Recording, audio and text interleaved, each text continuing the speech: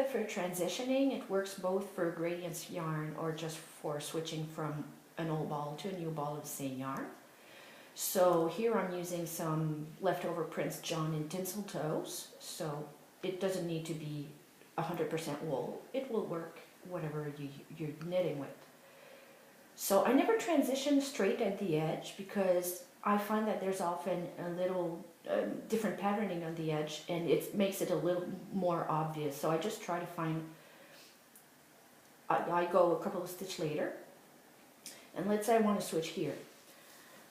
I grab my other ball of yarn, and usually I try to get to a point where the color is similar. It doesn't have to because they're going to blend in anyway, but that's just the way I like to do it.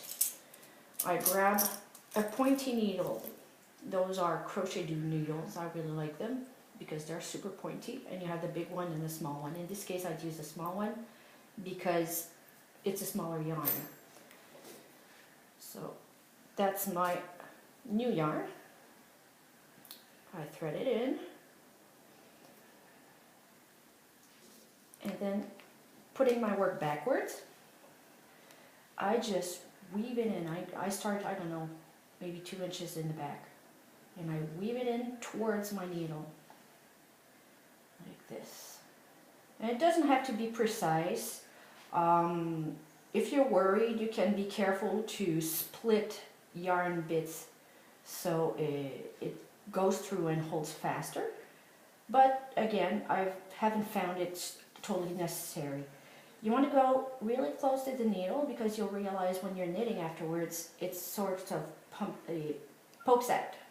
So go over here right up to the actual stitch, if I can get it to, there you go. And I pull through. Then just pulling on the yarn end, it sort of straightens it out. Now, this is my old yarn. I cut it. And I do exactly the same thing, but going in the other direction.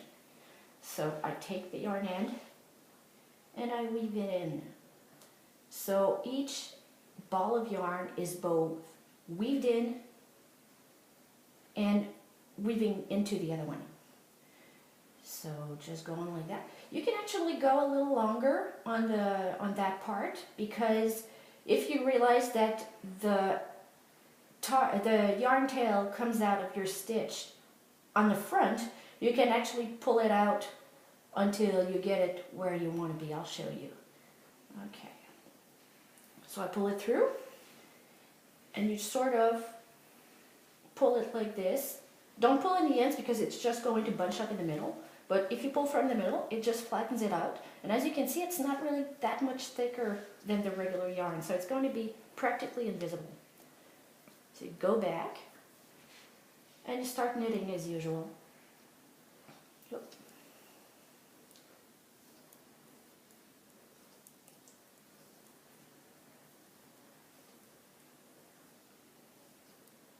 And where's my end? It's over here.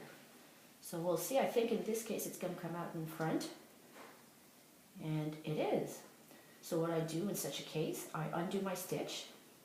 And then using my needle, I just look where's the last part I poked it. I just poke it out.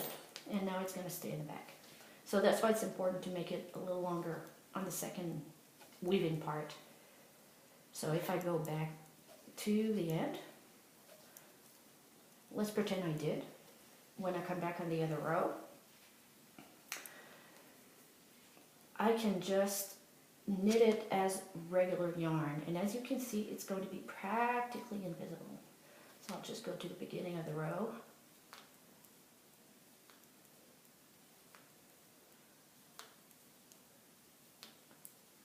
There you go. Get my first yarn. You just treat it as if it was regular yarn.